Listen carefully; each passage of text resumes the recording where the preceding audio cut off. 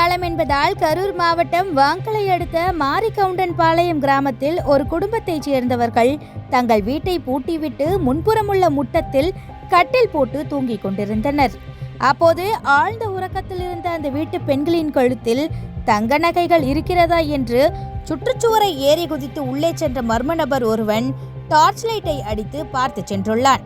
வேட்டியை சுருட்டி கட்டிக்கொண்டும் சட்டையை கழட்டி முகம் தெரியாமல் இருக்க துணியை கட்டிக்கொண்டும் அரை நிர்வாணத்தில் டார்ச் லைட் வெளிச்சத்தில் நோட்டமிட்டு சென்ற அந்த மர்ம நபரின் சிசிடிவி காட்சிகள் வெளியாகி அப்பகுதியில் பரபரப்பை ஏற்படுத்தியுள்ளது.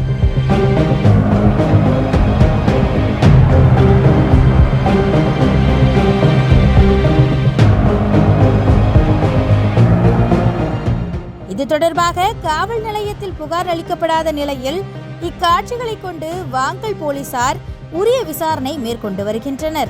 இதனைத் தொடர்ந்து இரவு நேரத்தில் காவல்துறையினர் ரோந்து பணியில் ஈடுபட வேண்டும் என அப்பகுதி பொதுமக்கள் கோரிக்கை விடுத்து வருகின்றனர்.